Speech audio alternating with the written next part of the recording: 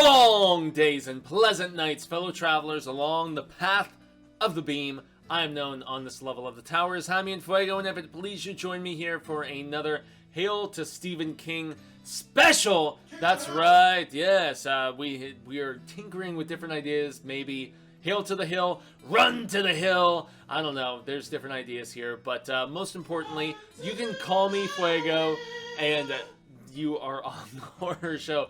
I have Cecil being a very amusingly awesome dude right at this very moment. So, yes, here I have been covering Stephen King stuff twice a week for the last year, and then even before that, there was tons and tons of coverage from favorite books to least favorite books, most wanted, adaptations, you name it. There are probably by the time you are seeing this, nearly 130 Hail to Stephen King episodes on the horror show. But as I realized that his son, Joseph Hillstrom King, was also an author who decided to go at it on his own. He's like, I'm going to call myself Joe Hill. I'm not going to tell anybody that I am the son of Stephen King. And the badass thing about that, he even talks about that in the afterword, in this amazing story, which is called The Fireman. There are a lot of Stephen King fans and Joe Hill fans that were very critical of this story.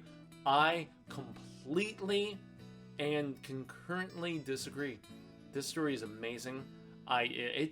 Honestly, for me, it is rivaling everything Joe Hill has done. Has been so drastically different, which is what's so cool about it. So from Heart-Shaped Box and the fact that it's very music centric and it's like a ghost story, Horns is like, you know, a love story and trying to like extract revenge and, you know, make amends and things like that. And then you've got Nosferatu, which is like seriously legit somebody with, you know, alternating powers and, you know, they have manifestation of the mind and all these different things. And then you have The Fireman, which is his take on the post-apocalyptic genre.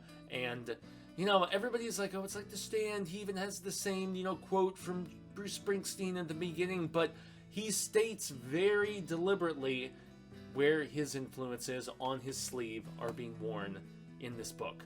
So he says J.K. Rowling was a big influence. He references Harry Potter stuff many, many times in this book. He references Mary Poppins many, many times. And Julie Andrews, I want to say. You know, Spoonful of Sugar and all that other stuff. So, yeah, so the lead character in this, you know, Mary Poppins is her favorite movie. And so she's constantly referring back to it many, many times. There's lots of Lord of the Rings references. So I can't really fault a book that is like, I'm going to point to where I'm deriving my stuff as opposed to being very nonchalant and just straight up ripping stuff up. That, in turn, is the difference between paying homage and ripping off. So that is where I will leave things at. And also, The Stand it has a huge cast of characters, but it jumps around between all of those characters. You have a chapter that centers specifically on Stu Redmond. You have a chapter that centers specifically on Larry Underwood. You have a chapter that, you know, centers specifically on, I mean, it just goes on and on and on and on. And for that reason, this entire story is about, yeah, our girl, our pregnant girl. And I am so just very happy to have this particular copy from, shout out to PS Publishing. Yeah, I got this amazingly acquired on Black Friday. It was either Black Friday or Cyber Monday. I was trying to remember. But take a better look at the artwork. Holy smokes, right? Yeah, it's a lot of like Photoshop-y, CG craziness, but it just, I have a regular copy of it as well. And I was sitting on that along with Strange Weather. But this is signed by Joe Hill, and I'm gonna try my best to, without, you know, I'm gonna set this down right here. And the fact that this is as close as I'm gonna be connected to a king, you know, at this particular rate. So yeah, check it. This was a numbered copy, and apparently, since I would assume there were some people who were critical and making the Stand comparisons and everything else, they were just like, no, we're not going to sell out the signed Joe Hill copies through PS Publishing because this was only one of 500 signed copies. And yeah, on Black Friday. It's 70 pounds. I got it for like 20 pounds, and it's signed. It's ridiculous, and the story is so awesome because, for me, where you have all of those characters, therein lies the difference. Because Harper, who is your main protagonist, every chapter follows her. So it's not a big grand scale story. I mean, it has scope in the fact that it's worldwide genocide, but it's a much more personal story. And I feel like, not to talk smack about fellow constant readers, but I feel like fellow constant readers were averse to the fact that, oh, there's another pregnant main chick. There's another snooty person who a lot of the people in the camp he's staying at talk smack about, named Harold. There's similarities, but everything storytelling wise, I mean, okay, a concept is similar, but as far as the actual storytelling aspects go, they are not in line. Drastically different. Whereas in The Stand, we have Captain Trips, which is a virus that is essentially going to kill everybody who is not immune, aside from the 99.9 percentile.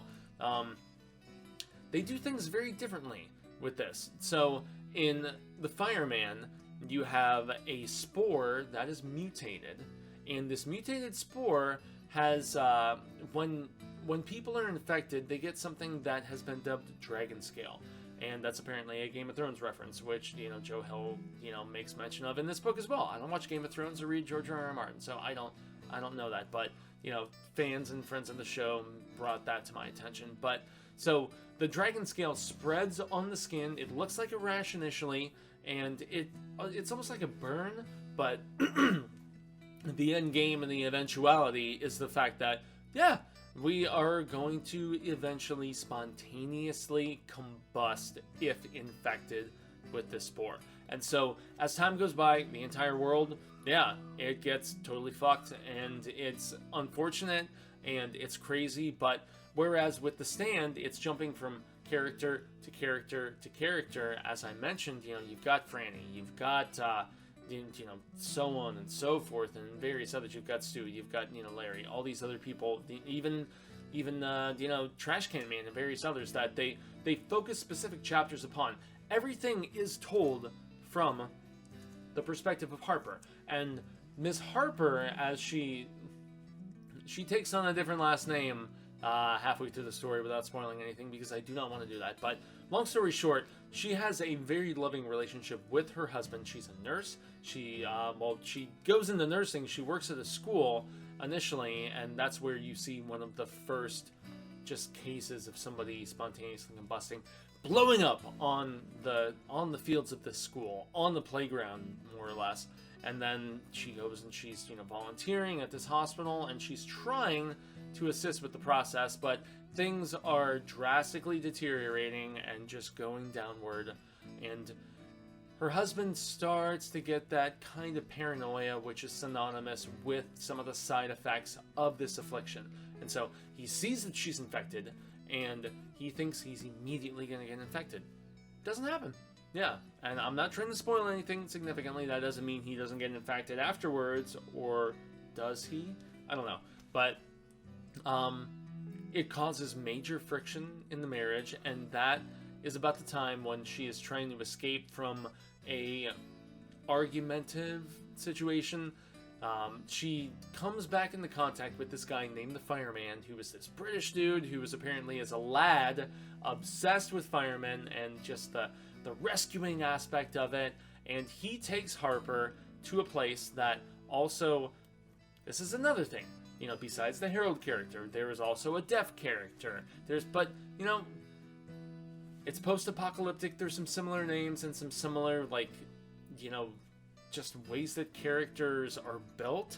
But beyond that, it is just so different, especially in the cult aspect, which is one thing that you don't know if it's necessarily cult-like or not, and especially after watching The Endless this past week, when you go to this area that the fireman takes her to after this little confrontation, and it's like, yeah, they're learning to harness the fire instead of being blown up. So it's kind of psychedelic in an aspect. So if they all sing together and they have this communal aspect, they all become one and they join the bright, as they call it. They all shine. Yeah, that's another nod to his dad. But they all join the bright and they all shine if they are having some sort of just collaborative activity of sorts, and they choose singing. So, you know, there's lots of hymns, there's lots of classic rock and things like that, and they all just become almost one psychedelic, tripped out, burning consciousness. And it's how they have allowed themselves to not be just torn to pieces and burned to shreds and dead from this spore, you know, which is decimating the rest of the population.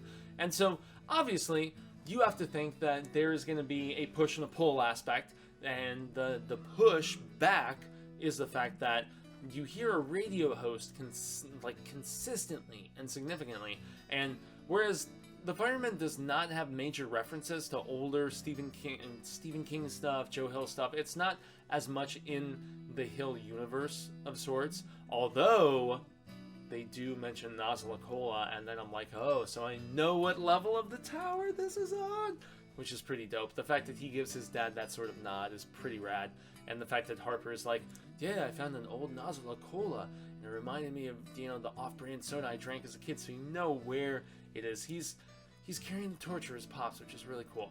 But there are these like extermination squads of sorts, led by he's like a Good Morning Vietnam Robin Williams, but on the darker side type of guy named the Marlboro Man. And the Marlboro Man, goddamn, he is about as bad as they come. And yeah, they're just going out trying to find different bands of people who still have the disease, and they're trying to exterminate and trying not to be polluted themselves. I don't know.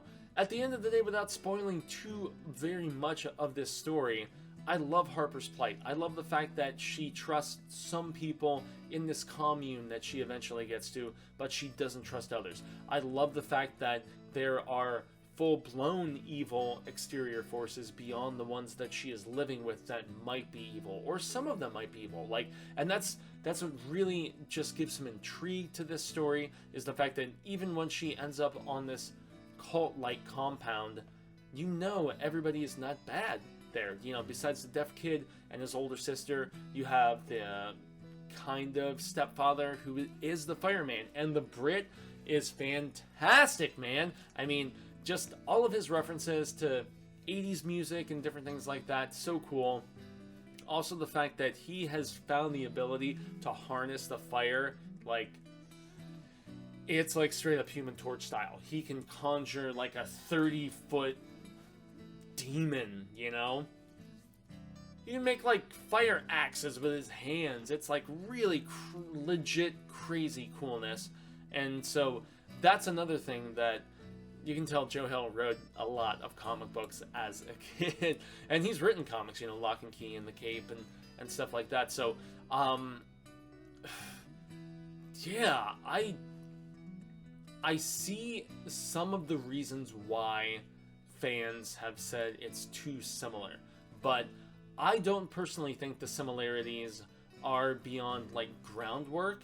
And maybe, well, it's not coincidence necessarily, but it doesn't really embody the storytelling and the aspect of the character development and interaction as much as in The Stand. The Stand is a story with big scope and a huge assortment of characters, whereas The Fireman is one that has big scope and a ton of characters, but it's very personal and it's very condensed, and it's very much about Harper and trying to get past the stuff with the husband, trying to find new love, trying to just find rhyme and reason in the midst of the fact that she has this affliction and she isn't dying.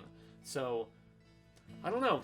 Joe wears his inspirations on his sleeve, and with good reason. And for me, like the Fireman, and I'm saying The Shining because I'm thinking of the father, but George R.R. Martin, original and gripping, a page turner. The New York Times, The Fireman reaffirms his gifts for riveting attention and punishing genre conventions to new extremes. USA Today. Hill keeps you invested in the character's survival up to the very last page and never lets up with the potential for doom at every turn.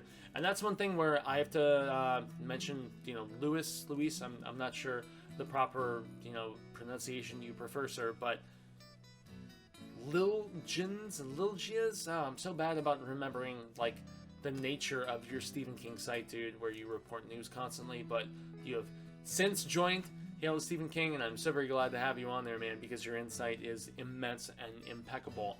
But I know you said that you felt like it petered off at the end. I feel like The Stand petered off at the end, especially with, Stu being infected and, oh man, Tom just trying to get him through, all the snow and everything in Colorado. Hi, Lily. But it's just like, I don't know, you can, if you really want to search for it, you can point out connections. You can point out where something is just like, oh, it's a ripoff, it's grabbing, it's reaching, it's this, it's that. But I don't know. I was very satisfied, although it was very predictable with a particular character who was going to show up in the finale. But beyond that, I love the Fireman. Yeah, I will legit say that. Damn, it's tough because Horns was awesome, Heart-Shaped Box was awesome, Nosferatu. Cecil wants me to do a video where I rank where his son is at this point in his career in comparison with where Steve was at the time. His first 4 releases, where does the comparison lie? What must be mentioned and what must be graded, and especially after all the vitriol that this one received, I went, and maybe that was better, that I went in not expecting much, and then they're all trying to get to an island in Maine where an MTV VJ is, but damn, I love this book. I loved The Fireman, guys, and if you have any interest in checking it out, I definitely recommend it after you finish Nosferatu. So, I've been Jaime and Fuego. You can find me on all social media sectors like Twitter, Instagram, and Facebook. And, and YouTube. Yeah, there's more infotainment coming very, very soon. But more importantly, all of y'all need to make sure to do the like, share, and subscribe thing here on the Horror Show so that you see our 2 to 3 episodes a day that we all too often toss out. Every Terrifying Tuesday and Scarific Saturday for now. We are doing Hail to Stephen King, but I must admit, in the year of 19, we may be scaling back, and that year is coming very, very soon. But there are no definitive plans as of yet. We tried an entire year with 2 Stephen King episodes a week. So, yeah, I have been Fuego. All of y'all have been awesome constant readers, viewers, and everyone else who I have so much love and respect for. And so I say thank you. And until the Wheel of Ka comes around once more, I say hasta luego, sin amigos. I hope it is sooner rather than later. And until that instance occurs, remember, stay scared.